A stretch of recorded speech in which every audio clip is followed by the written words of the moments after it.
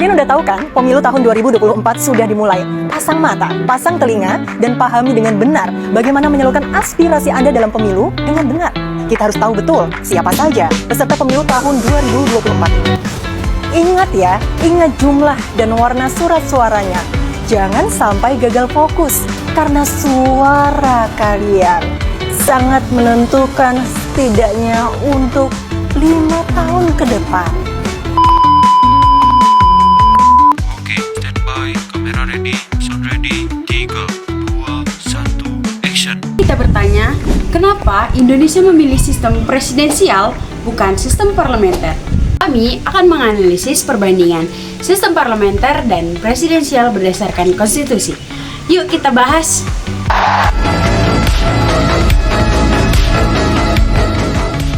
Setiap negara memiliki sistem pemerintahan yang berbeda, disesuaikan dengan sejarah, budaya politik, dan kebutuhan bangsa tersebut.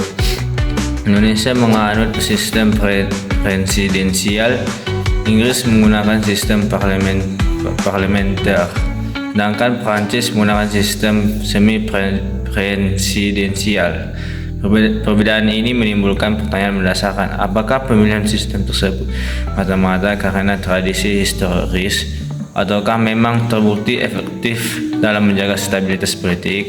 Kajian terhadap berbagai sistem pemerintahan penting dilakukan untuk memahami bagaimana mekanisme distribusi kekuasaan dapat mempengaruhi aktivitas pemerintahan dan kualitas demokrasi setiap negara.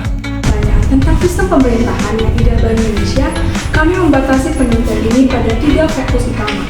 Yang pertama adalah perbedaan konstitusional antar parlementer dan presidensial. Kami akan menganalisis perbedaan mendasar antara sistem parlementer dan presidensial dari perspektif konstitusional, termasuk struktur pemerintahan, distribusi kekuasaan, dan mekanisme pengambilan keputusan. Kelebihan dan kelemahan masing-masing sistem. Kami akan mengidentifikasi kelebihan dan kelemahan dari sistem parlementer dan presidensial, serta menganalisis bagaimana kelebihan dan kelemahan tersebut berdampak pada stabilitas politik, efektif pemerintahan, dan kesejahteraan masyarakat. Dan yang terakhir, yang ketiga, implikasi nyata dalam praktik politik Indonesia. Kami akan mengkaji bagaimana sistem pemerintahan yang saat ini digunakan di Indonesia berdampak pada praktik politik sehari-hari, termasuk dinamika kekuasaan antara eksekutif dan legalistik, peran partai politik, dan proses pengambilan keputusan. Teori parlementer. Di sistem parlementer, Perdana Menteri muncul dari parlemen. Kelebihannya, yang pertama, fleksibel, mudah menyesuaikan kritis. Kelemahannya, rentan instabilitas, kabinet bisa jatuh hanya karena mosi tidak percaya. Nah, ini menimbulkan pertanyaan, apakah fleksibel sepadan dengan ketidakpastian? Kajian teori presidensial dan semi. Berbeda dengan presidensial, presiden dipilih rakyat, masa jabatannya tetap, jadi lebih stabil. Tapi, apa benar stabil selalu berarti efektif? Deadlock legislatif sering jadi masalah. Lalu, ada semi-presidensial. Presiden ditambah Perdana Menteri bisa jadi jalan tengah, tapi justru rawan konflik dualisme. Temuan jurnal internasional yang menarik. Berikut adalah poin-poin penting yang disampaikan. Yang pertama, Stephen dan Schatz pada tahun 1993, penelitian ini menunjukkan bahwa sistem presidensial sering mengalami kesulitan dalam konsolidasi demokrasi. Hal ini mungkin disebabkan oleh konsentrasi kekuasaan pada presiden dan potensi konflik dengan lembaga legislatif. Yang kedua, Chibuk, Elkins, dan Ginsburg pada tahun 2013, penelitian ini menekankan pentingnya melihat isi konstitusi, bukan hanya label atau nama sistem pemerintahan. Hal ini menunjukkan bahwa sistem pemerintahan yang sama dapat memiliki implementasi yang berbeda-beda, tergantung pada konteks dan desain konstitusi.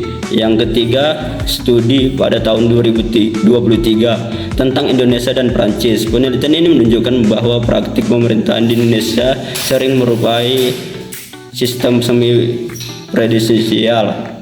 Meskipun secara formal Indonesia memiliki sistem presidensial, hal ini menunjukkan bahwa teori tidak selalu sesuai dengan praktik. Dengan bahwa faktor-faktor praktik seperti budaya, politik, dan sejarah konstitusi dapat mempengaruhi implementasi sistem pemerintahan. Poin-poin ini menunjukkan bahwa sistem pemerintahan tidak dapat dipahami hanya dari label atau teori, tetapi perlu dilihat dari konteks yang lebih luas dan implementasi yang sebenarnya. Artinya, teori tidak selalu sesuai dengan praktik.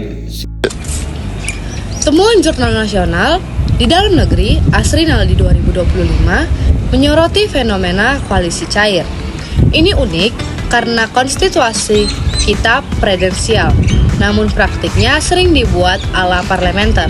Ini karena presiden kita masih bergantung pada koalisi besar di parlementer.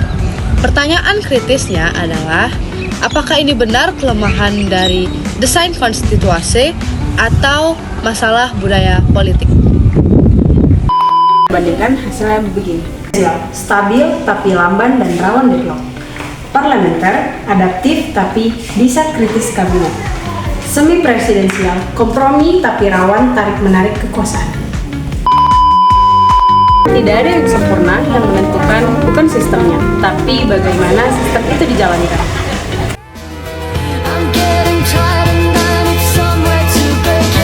Pemerintah tidak bisa dilepaskan dari konteks budaya politik, sistem kepartaian, dan sejarah konstitusi.